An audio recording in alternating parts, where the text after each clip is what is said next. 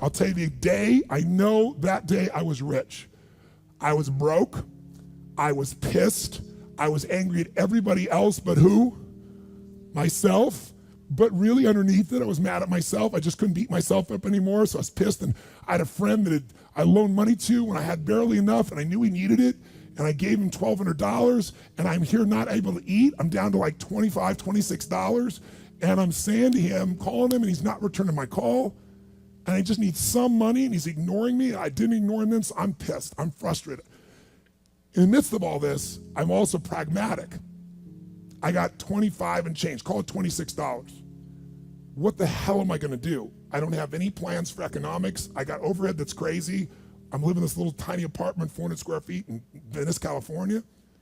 So I thought, okay, when I was totally broke early on when I was 17, I used to save my money up and go to the smorgasbord and load up for Christmas, load up for the week.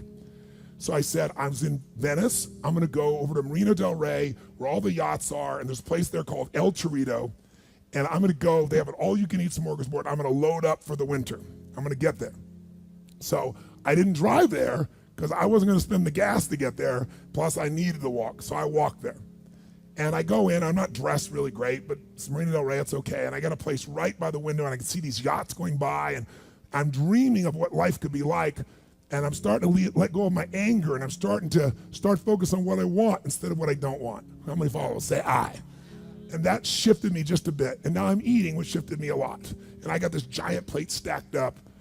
And I don't know what the amount was. It was like, whatever it was, $6.95, $7.95, right? So I'm gonna do this. I could probably do this 3 or 4 times, right? Somewhere in that range. As I'm finishing my meal, this little boy comes in, dressed in a little suit. I honestly don't know how old he'd be, probably in the 3rd grade, so maybe 8 years old, 9 years old, something like that.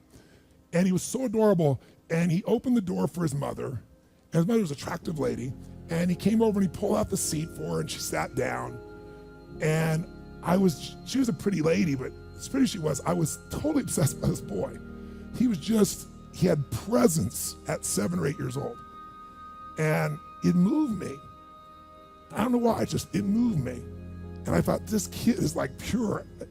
I want him to always be this way. He's such a good kid, he's a giver. So I got up and I paid for the meal, and whatever it was, $6, $7. So now I've got whatever left, $17, $18, $19. And I walk up to this little boy, and I said, excuse me. And I said, I just want to acknowledge you for being such an extraordinary gentleman. I said, I saw the way you treated your lady, how you opened the door, how you pulled the chair out. I said, that's class. I said, my name's Tony, what's yours? I don't honestly remember his name, Charlie or something. And he looked up at me and I said, Charlie? I said, that's amazing, taking your date out for a lunch like this. He goes, well, actually, she's my mom. And I said, that's even more cool. And he said, oh, but I'm not taking her lunch because I think he said he was 8. I said, oh, yes, you are. And I had no plan for this. I just reached in my pocket, I took all the money I had left, $17, $18, $19, and I put it on the table. I said, you're taking her to lunch.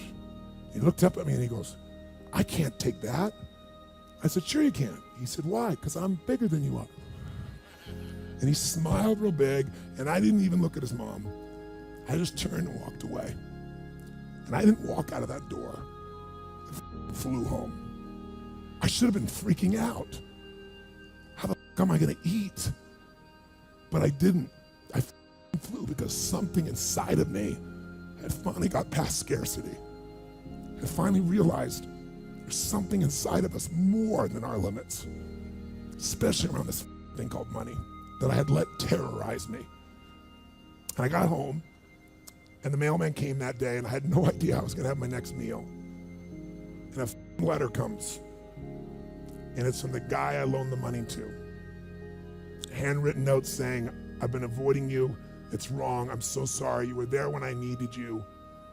Here's what I owe you plus a little bit more. And the $1,200 was there, plus another $100 for the time that I had to take care of it. And for me, $1,300, that was enough to run my show for a month or 2. And I cried, and then I decided, what does this mean? And I thought, this means that whenever you give, it's always gonna come back, so you don't have to ever think about that again. Just give. And the rewards will be greater than you can ever imagine.